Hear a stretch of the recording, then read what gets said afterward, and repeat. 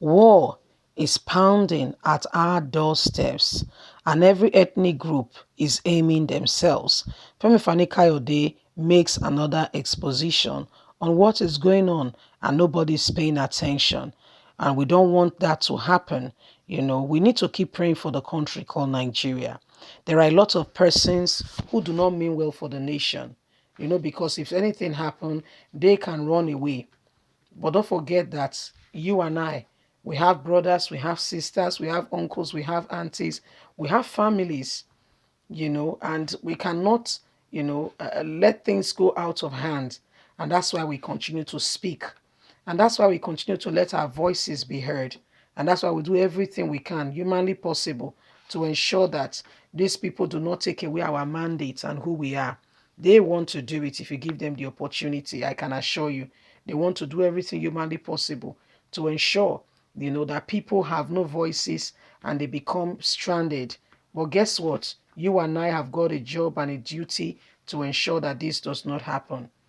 What Femi Kayode is saying is very important and everybody needs to pay attention. Please don't forget to give us a thumbs up.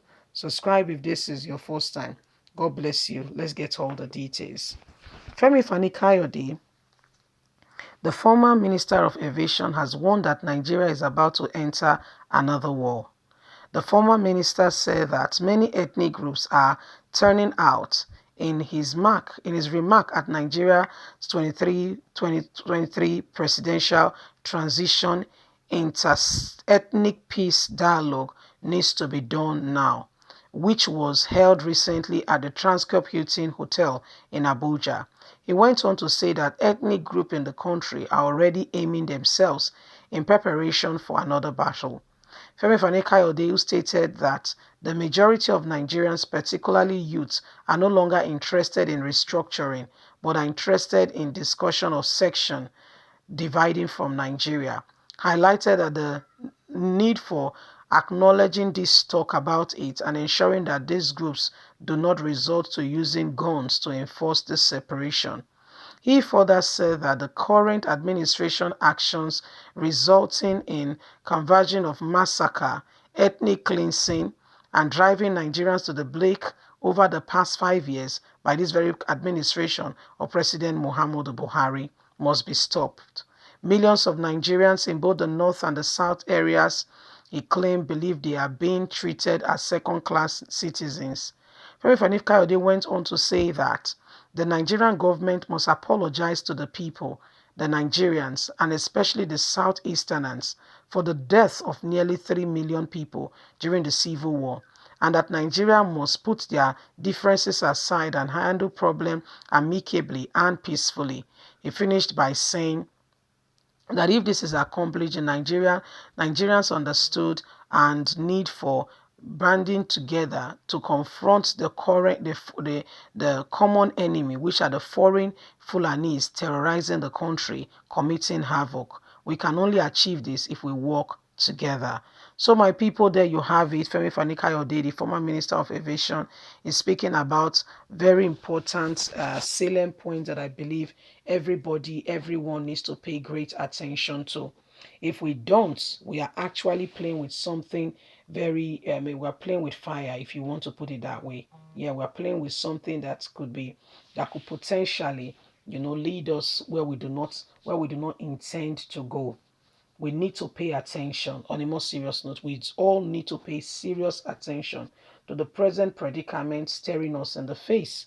President Muhammadu Buhari has divided the nation more than binding it together.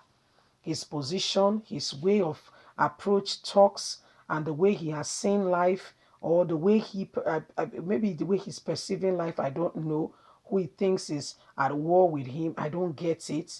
For a president to be so vindictive, for a president, to come in battle ready instead of, uniting people, causing more harm than good, is very unprecedented. I can't begin to imagine it. A president who should be the voice for the people comes in battle ready. In fact, his words was what even made, Twitter to say what you are saying. How can you be inciting war against the very people you are supposed to be president over? How can you be doing that? This is not done. You cannot do that. That is not acceptable, you see. And this is why, he does not understand.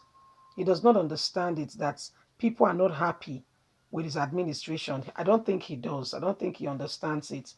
That he's not doing well because those who are around him are telling him, you're doing quite well. Don't mind them. They don't like you. Blah, blah, blah, blah, blah. But have you come to think about it? Why don't they like you? A simple analysis. Something is not going well. There's what we call actions began reaction. But what is the cause of this thing? Maybe by finding out the cause could give a potential solution to the problem. So why not look at why things are the way they are? So we can potentially start looking at the solution instead of fighting with people, instead of being an enemy of the very people you went out once in 2015 smiling and promising that you were going to alleviate the suffering, you're going to ensure that life become better. The same people, not different people, the same people you once told that you're going to do A, B, C, D, Z, believed you, came behind you because they thought you were some messiah, not knowing you are a sheep in wolf clothing. You see, the same people are now your enemy that you speak to so brashly, so harshly. You can't even see them face to face. Your ways is just, I can't get it, you know. You must consider your ways. People hate you, but why? Are you the only one? Why do you think people hate you? Those around you are deceiving you. Why? Is it that they feel that you cannot handle disappointment? What's his name? Once told you that you should be able to handle criticism and not throw down the stairs to say because you were not given what you wanted. You should be brave enough to handle these situations. I don't know how we made this choice of a president, but sadly, when at times you've made a pick already, you say, how did I even get here? How did I make this mistake? How did we even get here in the first place?